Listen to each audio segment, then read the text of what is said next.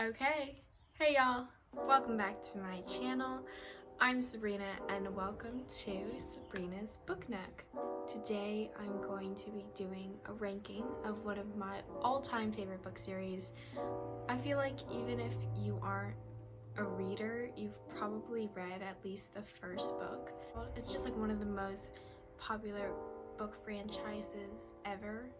Today I am going to be ranking, if you couldn't tell by the cover of this video or the title of this video or or the shirt I'm wearing, today I'm going to be ranking the Percy Jackson series. Yeah, this book series is popular and has been popular for the past, I don't even know how many years. I know I had to read Lightning Thief one year for school, for like English class or something. I love this series. It's one of my favorite series of all time.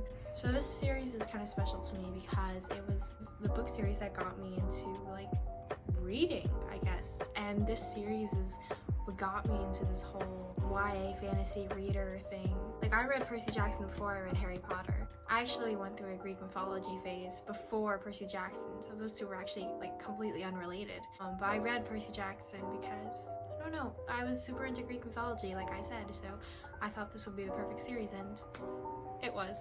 There's actually also a Percy Jackson TV show coming out soon. Super excited for that. Hopefully they do it right this time. Personally, this is going to be an unpopular opinion, but I actually like the movies. I think that if you just pretend that it wasn't based on the book, it was a great movie. And also, I really loved Logan Lerman in it. I'm super excited for the TV show. Anyone who knows me knows that I haven't shut up about it. Production has like barely even begun on it. I don't even know what I'm gonna be like when the show actually drops. So now that all that rambling is out of the way, let's get into the actual ranking. Okay, so I'm only going to be ranking the first 5 books, the Olympian series, the Percy Jackson and the Olympian series. So I'm not going to be including Heroes of Olympus or Trials of Apollo or any standalone books. But yeah, it's going to be these 5 books only. Now, I already know my ranking is going to be a little bit iffy. You know, this is just my personal opinion, and a lot of this ranking is also based on nostalgia. One book might be more nostalgic to me than the other. So I'm going to be ranking these books from best to worst. So first I'll be showing the book I think was best, then after that the book that was also great but not the best, and then so on until the last book is, I guess, the worst of the series. And before I start doing the ranking, let me just say that all the books are amazing. They're all fantastic. I don't think any one of them is actually a bad book, but if I had to rank them, this would be my ranking. Great. Okay, so the best book I think in the Percy Jackson series is The Titan's Curse. Can y'all see that?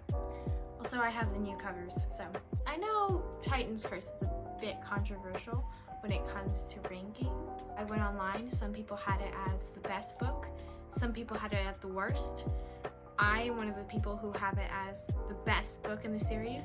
Now, this has been my favorite Percy Jackson book for like the past 7 to 8 years. When I first read it, I already decided this is going to be my favorite book.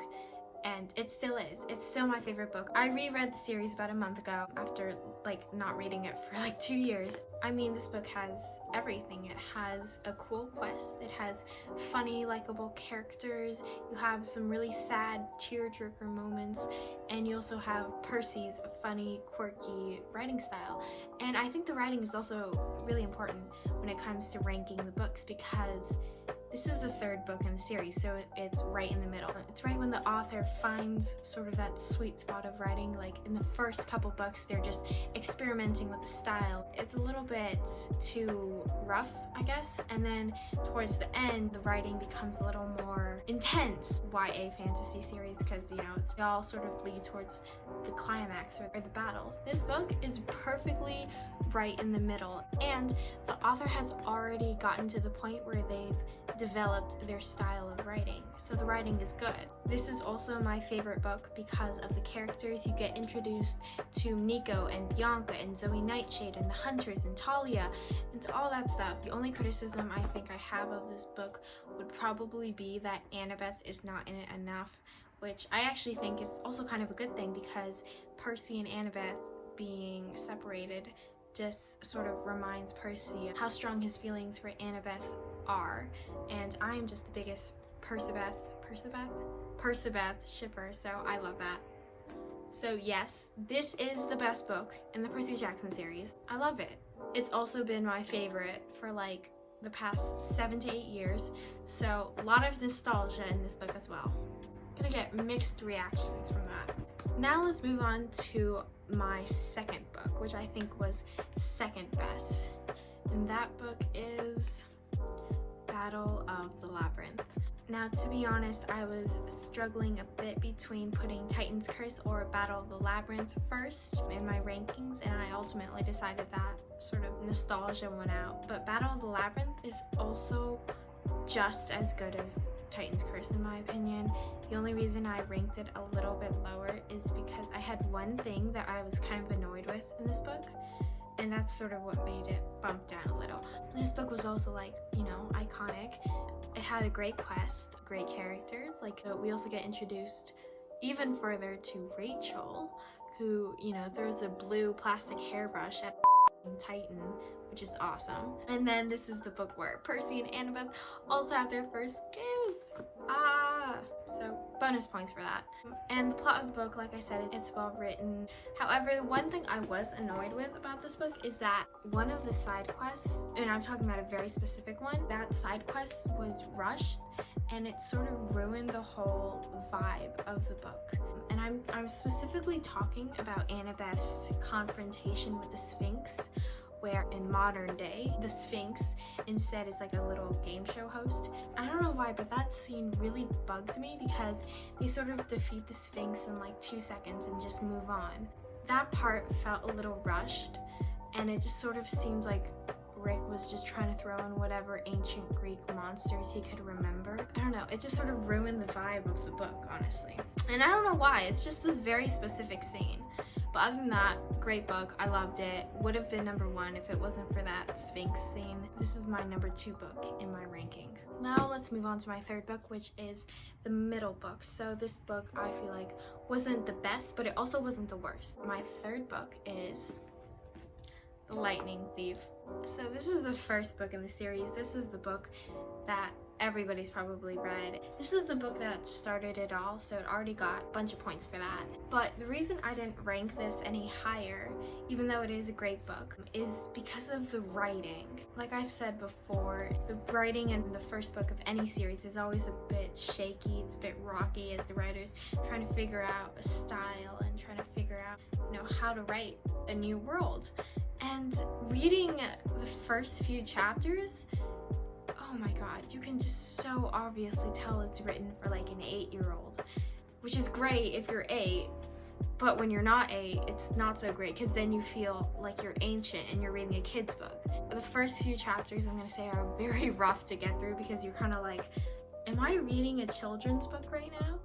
But once you get past that sort of juvenile writing, the story gets good. You know, you have your little quest to bring back the lightning bolt, and you have your introduction into this whole little demigod universe. However, there was another thing that bugged me about this book was Percy's fight with Ares, the god of war. You're telling me that Percy, a 12-year-old demigod who just found out he was a demigod like a week ago, was able to defeat the god of war in a battle?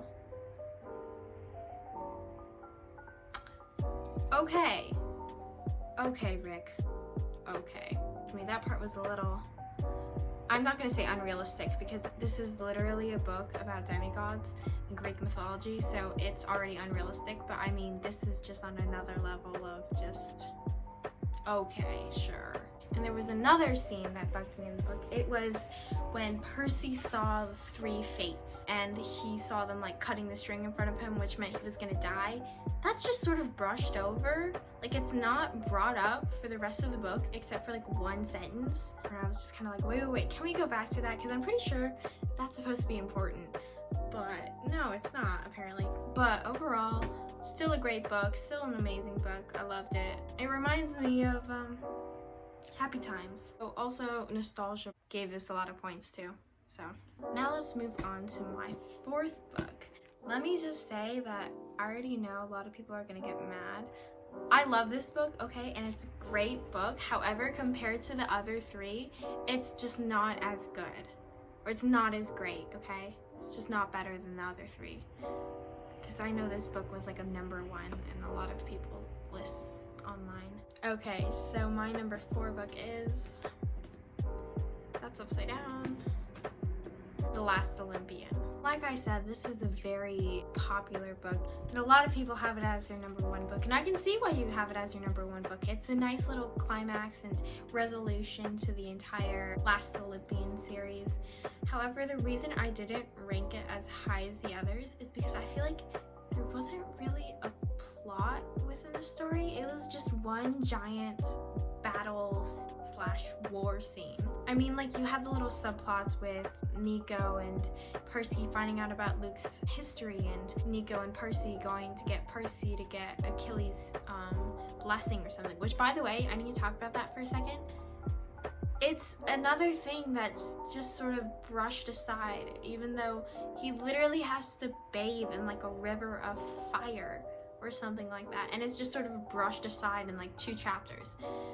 And oh my gosh, this thing that's supposed to make him invincible, I'm about to say a spoiler for Son of Neptune, so if you haven't read that, whatever. Yeah, so that Achilles blessing is completely reversed like 5 chapters into Son of Neptune. So like, what's the point? Because he only had this blessing for like, what, 8 months? Since Son of Neptune is set like 8 months after that. It just makes me a bit annoyed because it's just sort of brushed aside like nothing. Just like another little side quest when it shouldn't be. Like, he's bathing in a river of fire. Yeah, back to what I said about the no plot thing.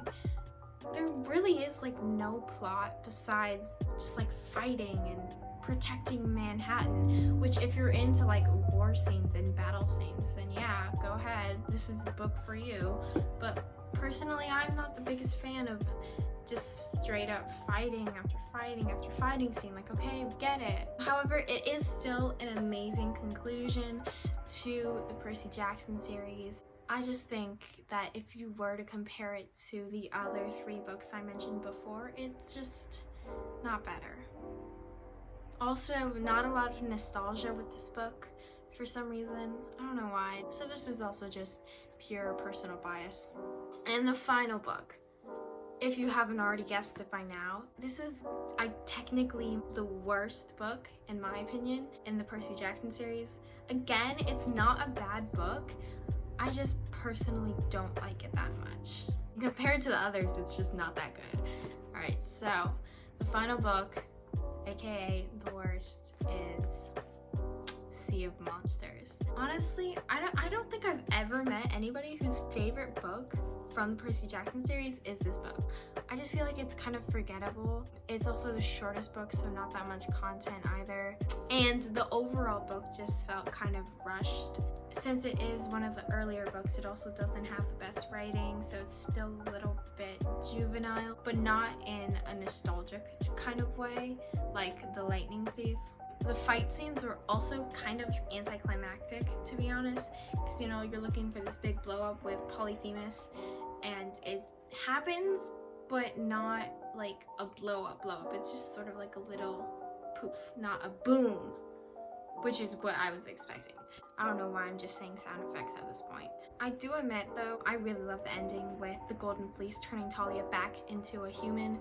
I thought that was just the coolest thing ever whenever I first read this book. That's a very clever story concept as well. And I also love Tyson. He's such a sweetheart, and we get introduced to him in this book. Overall, still a good book, just when you compare it to the rest of the series, not the best, kind of forgettable, kind of rushed and a little fast-paced and a little bit anticlimactic. But yeah. Anyways, that is my ranking of the series. If you watched the entire video, thank you so much.